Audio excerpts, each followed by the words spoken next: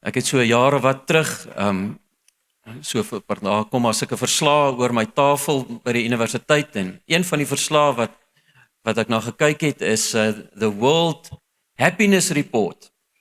En vir die van julle wat nie daarvan weet nie, dit is so 'n jaarlikse verslag wat uitgegee word, wat hulle kyk na omtrent 150 nasies oor die wêreld, oor die welstand van mense in 150 nasies en daar so 6 faktore waarna hulle kyk, wat nou die kriteria is wat mense gelukkig maak en dit is goed soos die GPT per capita waarna hulle kyk, toegang tot maatskaplike dienste, of daar korrupsie is in lande, gesonde lewensverwagting ensovoorts ensovoorts. So 150 lande kyk hulle na en gewoonlik dan wat gebeur is lande soos Skandinawiese lande, Finland, Denemarke, Swede en so aan kom top aan die lys en dis nou die World Happiness Report. Dit word nou elke jaar so uitgerol. Maar iets krap my aan hierdie naam van hierdie World Happiness Report, want ek is nie so seker, Jimmy, dat hierdie goed wat hulle sê, die goed is wat mense regtig diep in hulle self gelukkig maak nie. Ek kan verstaan dat dit gemaklik en lekker is dalk om in lande te bly wat hulle van praat, maar ek is nie so oortuig dat dit is die goeders wat 'n mens diep gelukkig maak in jou nie. En ek wil hê ons moet gou-gou blaai na Matteus 5 toe. En so 'n paar jaar terug, vir die van julle wat kan onthou, het pastoor Cornelis 'n reeks gegee oor die saligsprekinge. Wie van julle kan dit onthou? Wel, geluksalig is die wat arm van gees is, wel geluksalig is die wat treur, wel geluksalig is die wat sagmoedig is, wel geluksalig is die wat honger en dors na geregtigheid, wat barmhartig is, die vredemakers, wat vervolg word. Bid jou dit aan, jy's gelukkig as jy vervolg word, en wanneer mense jou beledig en allerhande klomp goedjies teen jou sê. En as ons so 'n bietjie deur hierdie goeters werk en ons dink terug aan dit wat pastoor Cornelis gepreek het, dan kom ons agter dat God se kriteria om bly te wees is totaal anders as die kriteria van die happiness report. Die Here sê jy's gelukkig. Jy's nie net gelukkig nie, jy's 3 maal gelukkig as hierdie goed in jou lewe gebeur. En wat Jesus eintlik hier kom doen is hy gee vir ons 'n sleutel tot geluk, werklike diep geluk. Maak nie saak of jy in Swede bly en of jy in Zimbabwe bly of in Brasilia bly of in Bloemfontein bly nie. Jesus sê as hierdie goed teenwoordig is in jou lewe, is dit 'n sleutel wat regtig diep geluk ontsluit in jou lewe. Nou as ek die woord hoor welgeluksalig, dan is dit mos nou eintlik gelukkig is 3 keer gelukkig. Dan dink ek aan ek en Iver Marillier, hy's nou in Australië. Ons het op 'n stadium toe ons nog jonk was en toe ek nog hare gehad het ons hier op in Afrika getoer vir 6 weke, Zambië, Malawi, Tansanië. En as jy saam met Iver toer, dan preek jy helfte van die tyd en jy lag die ander helfte van die tyd. Maar in Zambië sal ek nooit vergeet nie, ons het so entjie van die sendinghuis waar ons gebly het, was daar 'n bakkery gewees. En hierdie bakkery het die lekkerste broodjies gebak, buns gebak, vars, lekker. En dan het ek en Iver nou soontoe gestap en dat ons nou hierdie lekker vars buns gaan koop en dit was vir ons baie lekker. Maar die naam van hierdie bakkery was Kuta Kuta. En nou in Zambië in die taal is Kuta beteken satisfied. So Kuta Kuta beteken fully satisfied. It's satisfied. En natuurlik nou deur die loop van hierdie trip hier deur Afrika het Kuta Kuta nou deel van ons taal geword en as ons nou lekker goedjies eet, dan het dit nou koeties geword wat ons eet en hierdie ding het so kleintjies gekry, hierdie Kuta Kuta. Maar dit is satisfied. Nou as ek hierdie stuk lees in Matteus 5 oor welgeluksalig, dan dink ek altyd dis nie net Kuta Kuta nie, dis Kuta Kuta Kuta. Dit is satisfied. En is eintlik maar net die hart van die Vader wat ek daarin sien. En ek dink dis die eerste ding wat ek graag wil hê die Heilige Gees moet vasmaak in jou hart en in my hart vanmôre. Het jy geweet dat God se hart vir jou is dat jy diep gelukkig moet wees?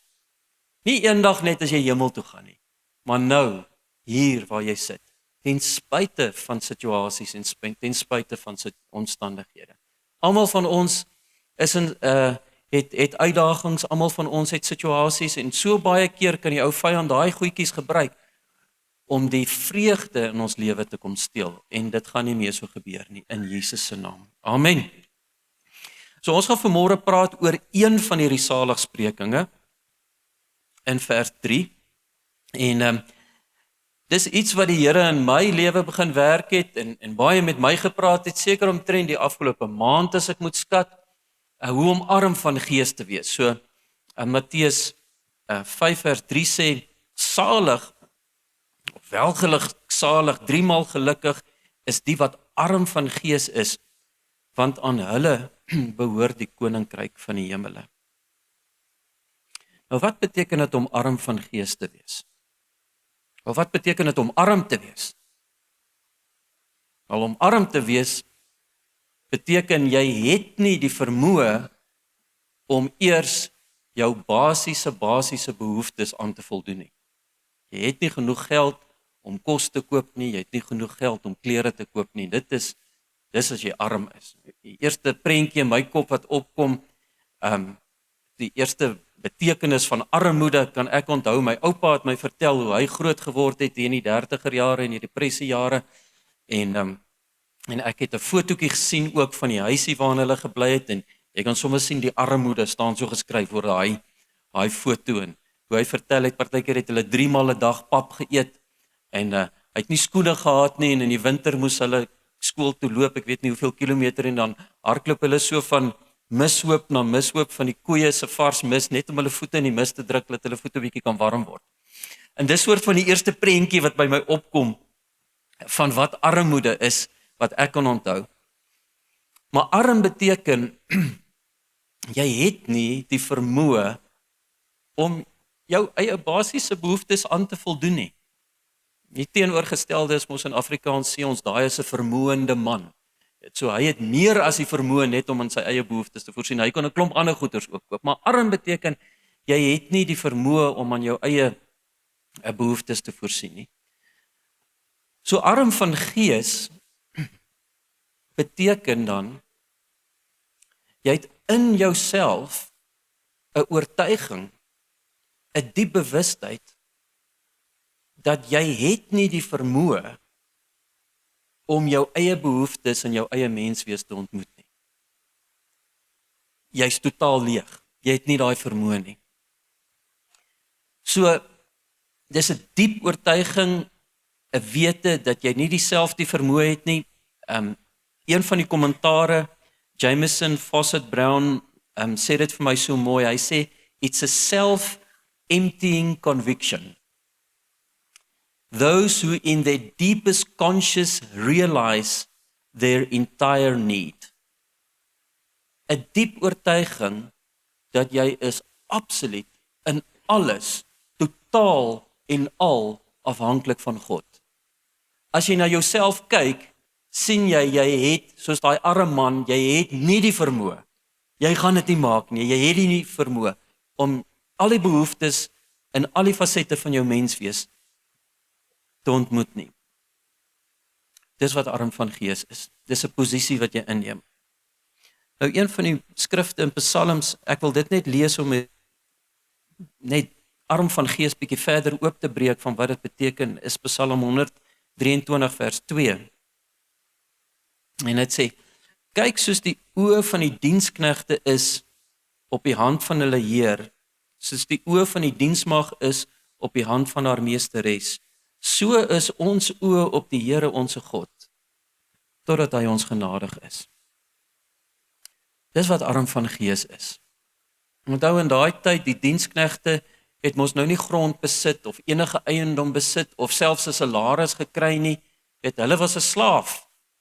En as die heer of die dienares of die meesteres van die huis nie die kos gegee het of klere gegee het of of 'n dak voorsien het nie, dan was daai slaaf uitgelewer. Dan was daar niks, daar was geen ander hoop of geen ander manier om hulle behoeftes te voorsien, as om net te kyk na die hand van die Here nie. En dis presies wat arm van gees is. Arm van gees is hierdie posisie en hierdie diep oortuiging dat ek totaal en al van God afhanklik is. En myself het ek nie. Ek's van God afhanklik. En die Here sê, as jy daai gesindheid het, is jy so gelukkig. Diep in jou. Dis een van die sleutels om geluk in jou lewe te ontsluit.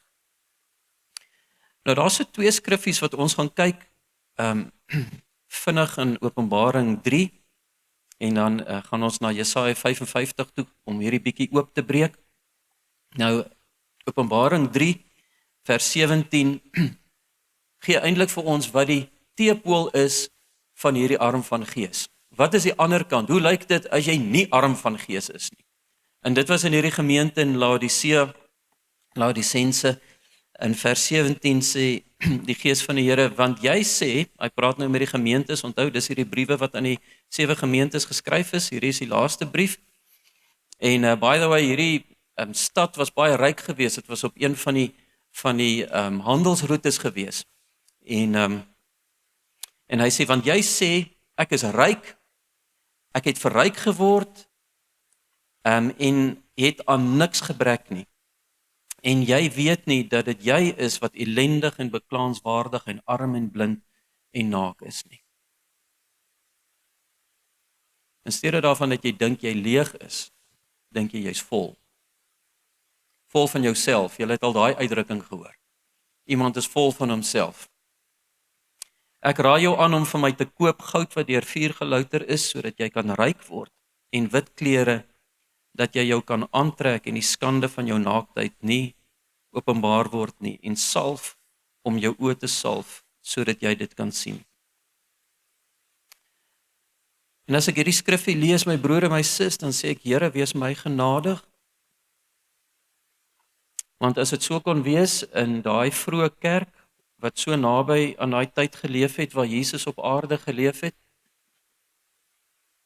dan kan dit met my ook gebeur. En as ek baie eerlik is, dan is daar maar areas in my lewe waar ek vol is van myself.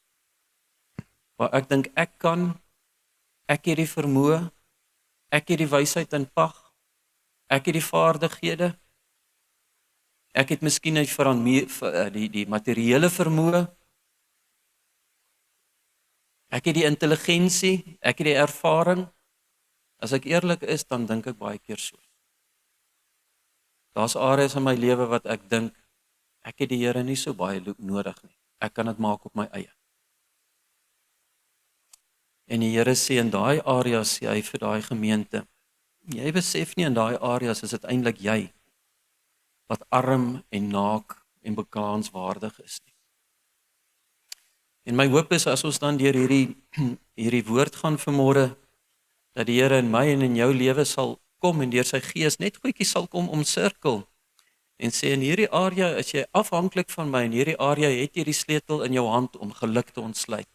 In hierdie area, maar in hierdie area is 'n stuk onafhanklikheid, 'n stuk volheid van jouself wat jy moet toelaat dat my gees 'n afhanklikheid in jou kweek. En dit mag dalk net daai sleutel wees wat jy nodig het om jou te vat na die volgende vlak van diep geluk wat God vir jou het. Het jy geweet dat die koninkryk van God is geregtigheid, vrede en vreugde, blydskap in die Heilige Gees? En ek dink geregtigheid praat ons baie oor in die koninkryk, in die kerk, geregtigheid, regstand voor God.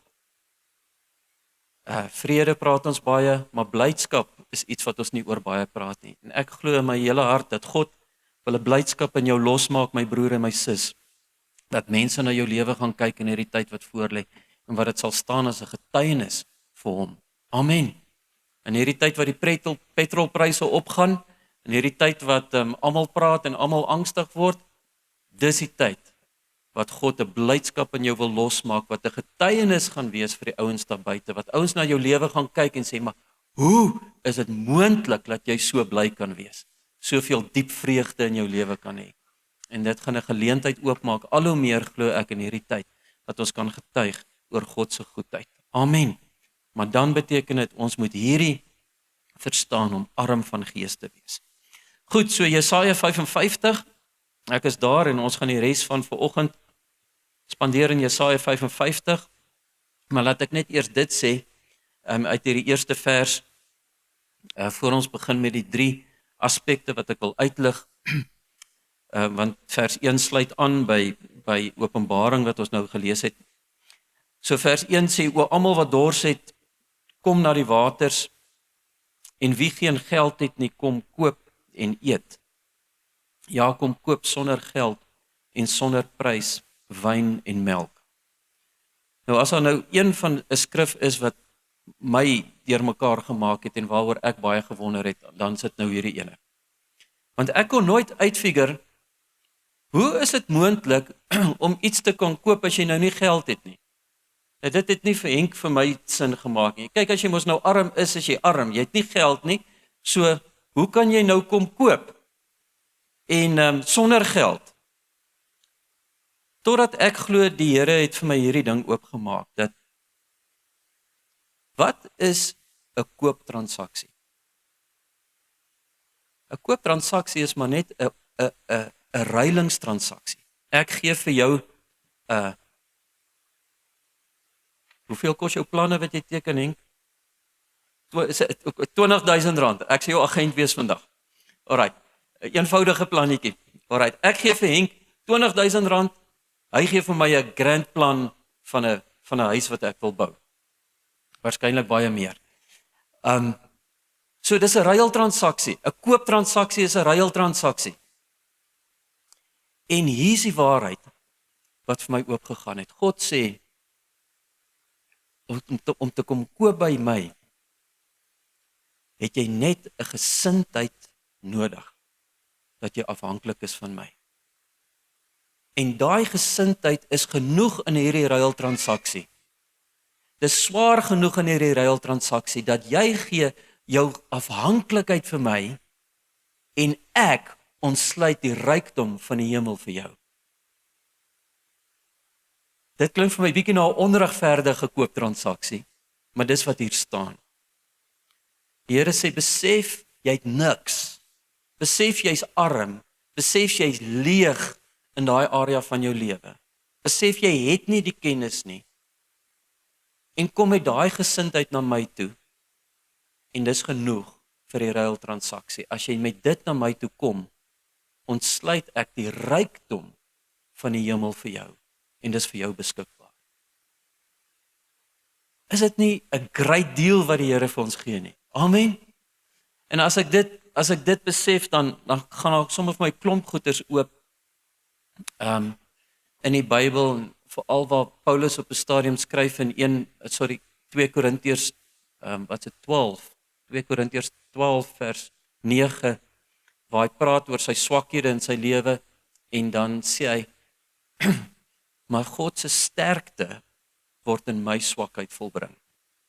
So die oomblik wanneer ek my swakheid na God te bring in afhanklikheid, vind hierdie ruiltransaksie plaas en ek kry die sterkte van die hemel, die rykdom van die hemel word dan vir my beskikbaar gestel.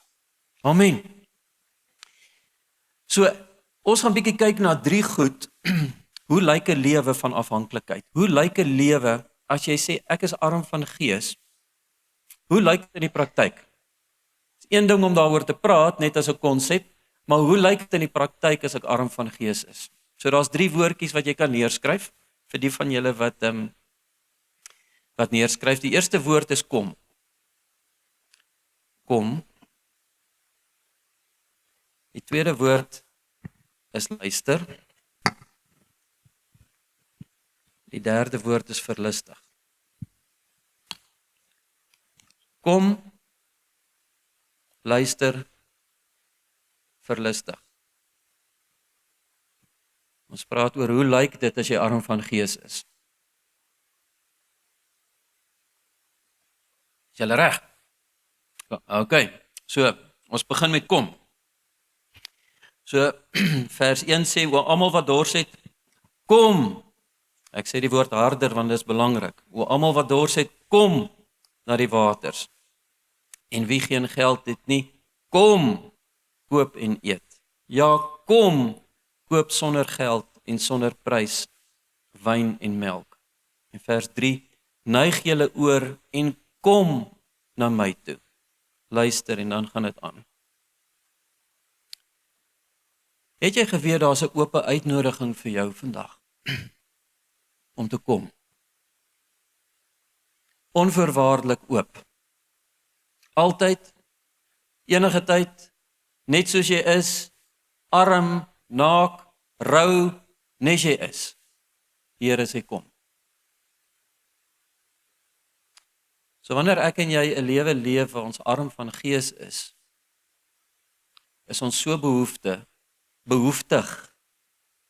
dat ons sal kom. En die eerste ding wat Jesaja 55 sê is, kom. Nou dis belangrik want so baie keer dink ek en jy,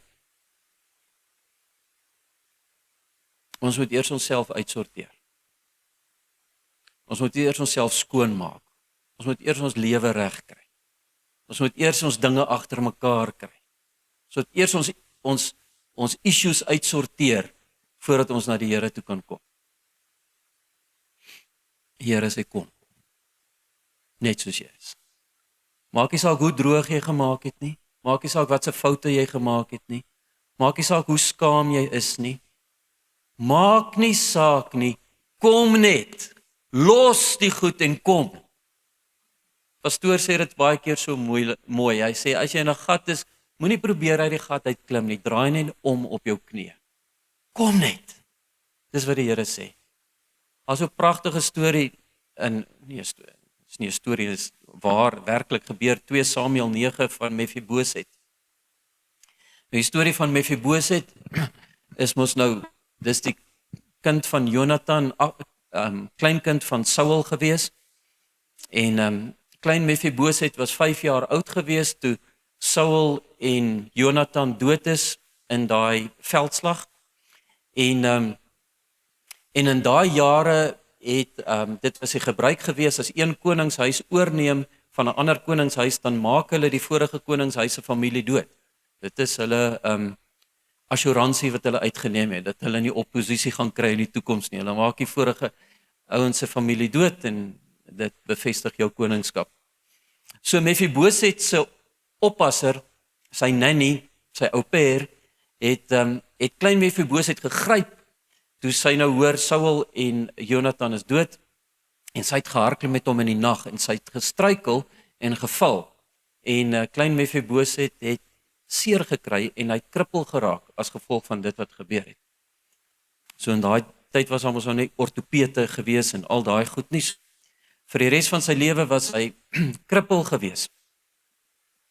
En op 'n stadium het Dawid gesê, is daar nie iemand van die huis van Saul aan wie ek 'n welbehae kan bewys nie?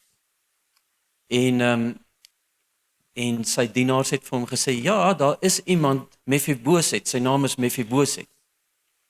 En Dawid het gesê, bring Mefiboset. En Mefiboset met sy krippelvoetjies het van daai dag af om Dawid se tafel begin eet. Aan die tafel van die koning. En nie net dit, Dawid het al die grondgebied en al die eiendom van Saul herstel en vir Mefiboset gegee, sodat hy ook 'n inkomste en 'n erfporsie kan hê. Kom, Mefiboset, net soos wat jy is. Kom. Moenie jou voete probeer regmaak nie. Moenie jouself probeer fix nie. Moenie jou finansiële situasie probeer uitsorteer nie. Kom net na my tafel toe. Is dit nie die hart van die Vader nie? Jesus sê in Matteus 11, as jy moeg en oorlaai is, wat sê hy? Kom na my toe. In die laaste ruk het ek so 'n paar benoude situasies moes beleef en 'n paar keer vir die Here gesê, Here, ek is oorweldig, ek kan nie, ek sukkel. En wat ek net gehoor het is kom. Net soos wat jy is. Kom. Lukas 15, wat het daai seun gedoen, wat daar in die oë van die varke gekyk het en die pele geëet het? Hy het net gekom. En toe hy by sy pa kom, toe sê hy vir sy pa, ek is nie werd om die seun genoem te word nie. Ek hanteer my soos een van die diensknegte. En sy pa het gesê, nee, ek het die woord sê, hy het van ver af sy kind gesien, aankom. So dit beteken daai pa het gewag dat hy terugkom. En toe hy daar met sy stinkvarklyf daar inkom, sy baard wat nie geskeur is nie, sy hare wat vuil is, sê sy pa, bring 'n mantel, slag die vetgemaakte kalf, bring 'n ring, want my seun het huis toe gekom. My broer en my sis, ek hoop jy hoor die hart van die Vader vandag vir jou. Dat in daai area waar jy voel jy skaam, jy wil weghardloop, jy het droog gemaak, jy het foute gemaak, in daai area hoop ek jy hoor die stem van die Vader vanmôre wat vir jou sê kom. Dis hoe dit lyk as jy arm van gees is. Jy kom net soos wat jy is, na die hart van die Vader toe. Hebreërs 4 sê, want ons het nie 'n hoërpriester wat nie met ons swakhede medelee kan hê nie, maar ons het een wat in alle opsigte versoek is net soos ons, maar sonder sonde. Laat ons dan met vrymoedigheid na die troon van genade gaan, sodat ons barmhartigheid kan verkry en genade vind om op die regte tyd gehelp te word. So as jy vanmôre hierso sit en jy sê, ek weet nie hoe om my finansies mee te hanteer nie. Ek weet nie hoe ek hierdie maand gaan uitkom nie. Jy vanmôre hierso sit en sê, ek weet nie hoe ek hierdie familieverhouding gaan herstel nie. As jy vanmôre hierso sit en jy sê, ek weet nie hoe ek hierdie gesondheidsuitdaging gaan uitsorteer. Wat 'n probleem ook al. As jy vanmôre hierso sit en sê, ek is op moedverlore se vlakte, ek het nie meer raad nie, ek is radeloos, ek sit met my hande in my hare. Maar ek vir jou sê, jy's 'n goeie kandidaat om net te kom. En die uitnodiging is daar. Kom net. Jy hoef nie alles te weet nie. Dit is vir ons belangrik om dit te weet dat ons welkom is. Want daar's 'n aanklaer, Satan, sy naam is aanklaer van die broeders. En een van sy grootste jobs is om soveel skande en skuldgevoel op jou te laai, om jou te probeer weghou en jou so aan te kla, dat jy nie sal kom na die troon van genade nie. Dis sy naam, hy is die aanklaer van die broeders. So in Sagaria 3 lees ons hoe Joshua die hoërpriester voor God staan en die duiwel is daar en hy kla hom aan. En hy is in vuil klere aangetrek. En die duiwel is daar en hy kla hom aan. En God sê, ek bestraf jou Satan, die engel van die Here. En hy beveel 'n engel om te kom en 'n nuwe kleed om Joshua te sit en 'n tulband om sy kop te sit. En dis presies wat ons sien in Lukas 15, die hart van die Vader. So my broer en my sis, daar is 'n aanklaer wat alles in sy vermoë gaan doen om jou weg te hou van die troon van die Vader. As hy dit nie kan regkry om jou weg te hou deur jou vol te maak en jou op te blaas van jouself nie, gaan hy jou probeer aankla om jou op so 'n manier weg te hou van die teenwoordigheid van God. Maar die boodskap aan jou vanmôre is, kom net. Besef jy is leeg, besef jy kan dit nie doen op jou eie nie, maar hoor ook in dit die uitnodiging vanmôre vir jou, net om te kom, net soos wat jy is. Want as 'n liefdevolle Vader wat vir jou wag. Altyd, elke oomblik. Dis kom. Die tweede woordjie was luister. Klink my julle het geluister. Alright, ons is terug by Jesaja 55. Is julle nog okay? Julle hier? Tweede woord, as ons arm van gees is, hoe lyk dit as ons arm van gees is? Ons luister. maar op 'n sekere manier. In vers 2 sê dit, waarom weeg julle geld af vir wat geen brood is nie, en julle arbeid vir wat nie kan versadig nie? Luister aandagtig na my en eet die goeie, en laat julle siel hom in vettigheid verlustig. Neig julle oor en kom na my toe. Luister en julle siel sal lewe. So wanneer ons arm van gees is, kom ons nie net na die Vader toe nie, maar as ons by die Vader is, luister ons ook. En dis nie net sommer 'n luister nie, dis luister aandagtig. Luister aandagtig. Daai luister aandagtig beteken letterlik hear intelligently, attention, obedience. Hear intelligently, attention, obedience. Het jy geweet dat die Hebreëse woord vir luister beteken ook om gehoorsaam te wees? Hear and obey. Dis ingeweef in die betekenis van die woord om te luister. Jy kan nie in die Bybelse konteks luister sonder om nie gehoorsaam te wees nie. So, een oor in, ander oor uit, gaan nie werk nie. Dis nie wat luister beteken nie. Luister beteken, ek luister so aandagtig.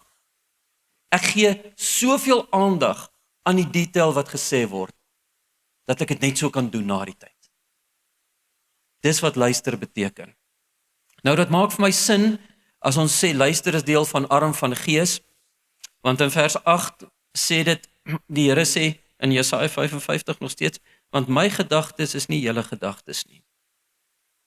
En julle weë is nie my weë nie, spreek die Here, want soos die hemel hoër is as die aarde, so is my weë hoër as julle weë en my gedagtes as julle gedagtes. En dit maak soort van sin. As ek op 'n plek kom wat ek besef, ek weet nie hoe nie. Ek kan dit nie self uitfigure nie. Ek kan dit nie self doen nie. As ek op daai punt is, gaan ek regtig luister na goeie raad. So tyd terug het ek en Milka hierdie kompetisie gehad van wie kan die vinnigste 'n Rubik's Cube uitfigure, né? So dis iets wat ook nog, julle weet wat 'n Rubik's Cube is, né? Daai met die blokkies. En ek moet daarom sê ek het 'n voorsprong gehad, ek het begin. So wat ek nou doen is ek hierdie ding het my gegryp, né? Dit uit my gehoek. Nou kyk ek hierdie video's op YouTube, nou het hy hierdie stappe. So al wat ek doen, ek is nou soos 'n papegaai. Ek verstaan nie regtig wat ek doen nie, maar ek leer net hierdie stappies, weet ek moet dit doen, dan moet ek dit doen, dan moet hy so lyk, dan moet ek dit doen. So ek verstaan nie die konsepte agter dit nie, maar ek leer net hierdie resep. En toe op 'n stadium kom Milka hier oor my skouer loer en sy sien wat pappa doen. Nou sy ook in dit, né? Nou begin sy agter my wanneer ek by die werk is, begin sy die YouTube video's kyk, dan begin sy dit nou doen. En toe voor ons dit kan kry is ek en sy in hierdie kompetisie en sy toe gewen op die ou ende. Nou, okay. Maar hoekom vertel ek die storie? Ons was so graag hierdie Rubik's Cube kon regkry dat jy gee soveel aandag. Ek bedoel, jy kyk net wat daai ou doen, dan doen jy dit. Dan kyk jy wat hy doen, dan doen jy dit. En dit is, glo ek, wat die Here van ons verwag as ons leeg is in onsself. Ons trek in God se teenwoordigheid en omdat ons weet, ek weet nie hoe om hierdie besigheid te doen nie, ek weet nie hoe om hierdie transaksie te doen nie, ek weet nie hoe om hierdie situasie uit te sorteer nie, luister ek aandagtig na die Here om dit net so te doen. Trouwens, Jesus sê in Johannes 5 vers 19, ek doen niks as ek dit die Vader nie sien doen nie. Nou as die Seun van God, toe hy op aarde gestap het, niks gedoen het as hy dit die Vader nie sien doen het nie. Wie is ek en jy om so vol van onsself te wees, dat ons dink ons kan goed op ons eie uitsorteer.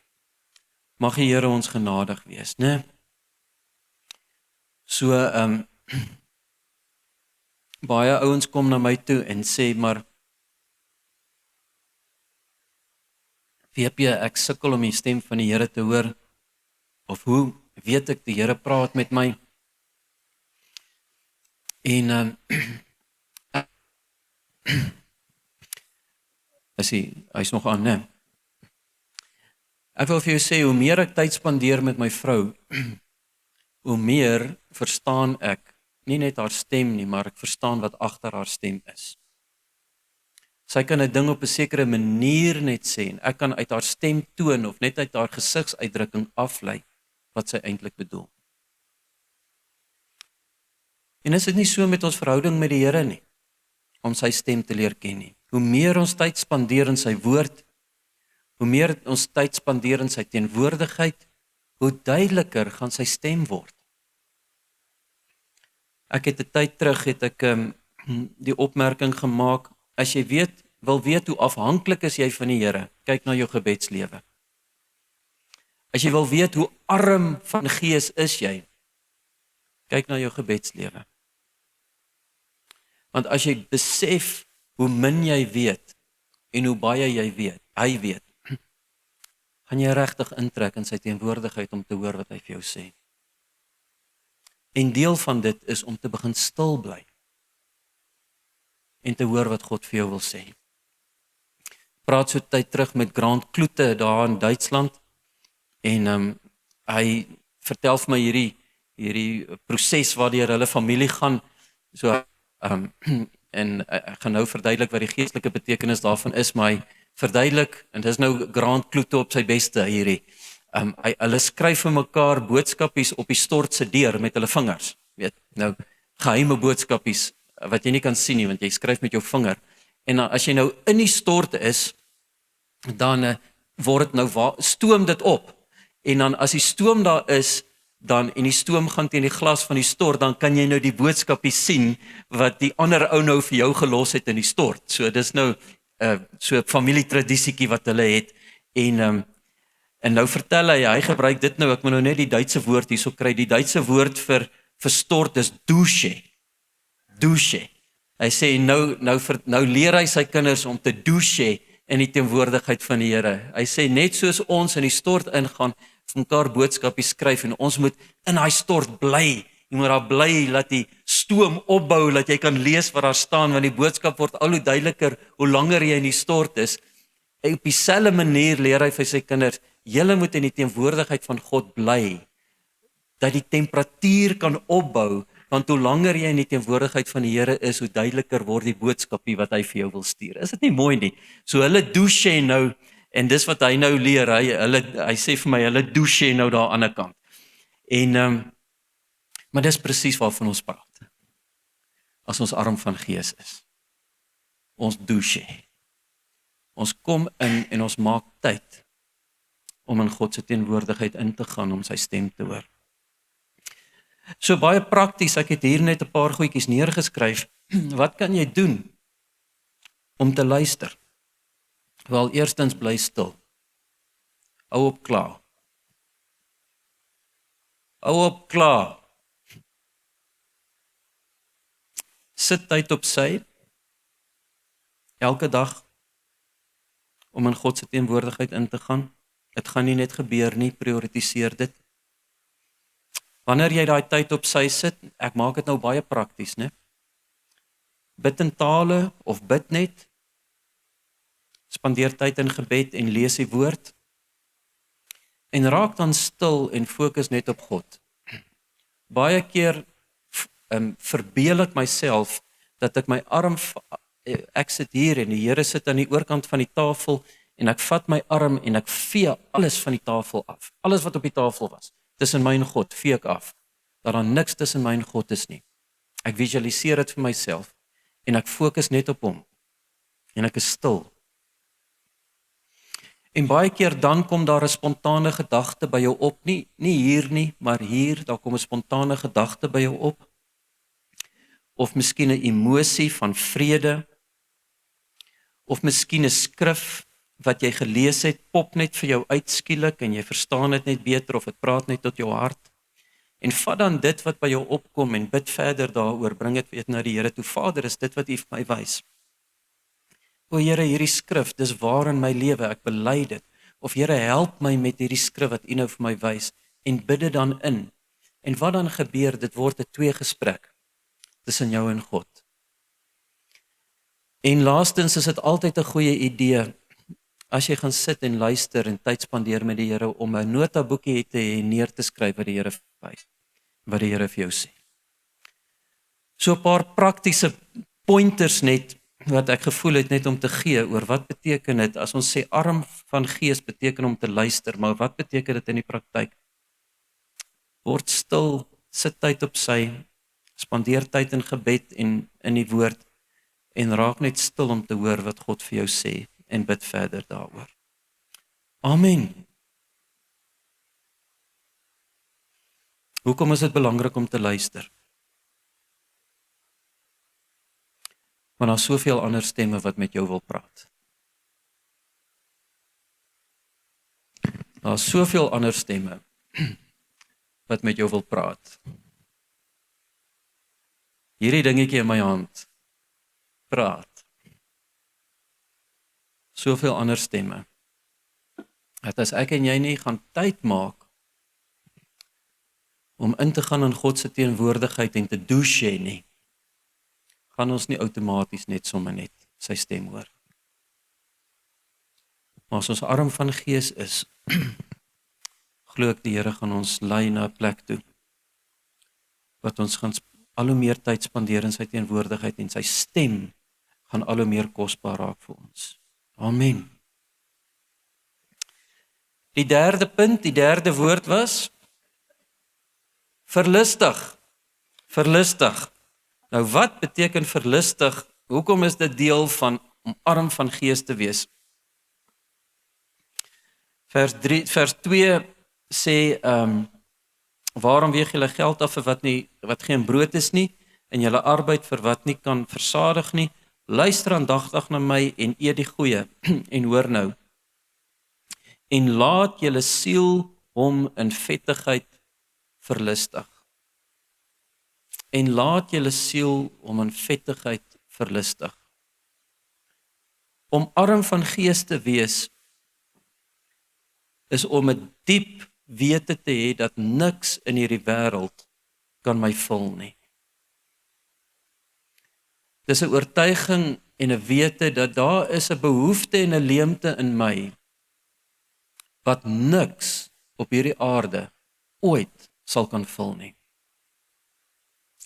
As jy nie arm van gees is nie, en dis eintlik wat ons gelees het in Openbaring, dink jy dat 'n nuwe kar en 'n ander titel en 'n mooier huis en 'n vakansie oor see en 'n bootrit gaan jou volmaak?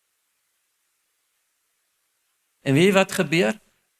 Jy kry die nuwe kar en dan is dit lekker vir 2 weke. En dan kom jy agter, okay, dit is nou nie presies wat ek gedink het dit gaan doen aan my nie. En dan begin jy soek vir 'n ander kar. Of jy dink, as ek wil graag hierdie avontuur beleef. Dit gaan nou my volmaak. En dan gaan jy vir hierdie avontuur. Bespandeer baie geld. En dan kom jy daar, en dan is dit nice, maar dit is nie 100% wat jy gedink het dit gaan wees nie. Tot ek die volgende ene kan kry. Of party ouens dink, as ek hierdie girl kan kry,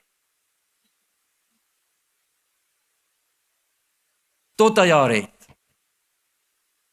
en dan is dit net 'n kort rukkie, dan dink ek kan 'n ander girl kry wat beter is. En dis hoe dit werk. Niks op hierdie aarde gaan daai vakuum kan vul in jou lewe nie.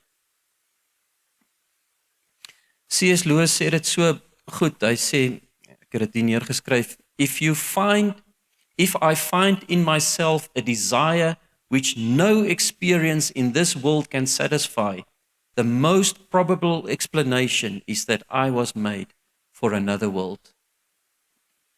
Blaise Pascal, groot wiskundige wetenskaplike, sê there is a God-shaped vacuum in the heart of each man which cannot be satisfied by any created thing but only by God, the Creator, made through Jesus. Om arm van gees te wees beteken, jy erken daar is 'n leemte en 'n behoefte in jou hart, wat deur niks op hierdie aarde gevul kan word, behalwe deur God nie. Psalm 16 vers 11 sê dit so mooi. David skryf, dit is die heel laaste vers in Psalm 16, U sal my die pad van die lewe bekend maak, versadiging van vreugde is voor U aangesig, lieflikhede in U regterhand vir ewig. So hoekom is dit belangrik dat ek en jy dit moet weet, my broer en my sis, dat deel van arm van gees is jy besef, daar is 'n armte, daar's 'n leemte, daar's 'n behoefte in jou, wat nie gevul kan word, ooit, deur 'n nuwe kar, of selfs deur jou man of jou vrou, of deur 'n nuwe huis, of 'n oorseese trip, of wat ook al nie. There's a God-shaped vacuum in your heart, wat net hy kan vul. En daarom druk jy in sy teenwoordigheid in, om dit te vul vir jou op elke dag. Ek kan nie na Siobhan toe kom, met daai God-shaped vacuum, en van haar verwag, dat sy so moet presteer en perfek moet wees, om dit te vul in my lewe nie. Dis onregverdig, ek kan dit nie van haar verwag nie. Sy's nie gemaak om die vakuum in my lewe te vul nie. Ek het die verantwoordelikheid om in God se teenwoordigheid in te gaan, dat hy my vul. En as 'n vol man kom ek dan na haar toe.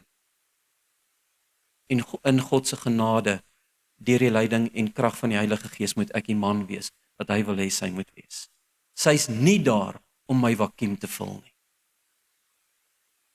Sy's nie daar om my soos 'n man te laat voel nie, of om my insecurities aan te spreek nie.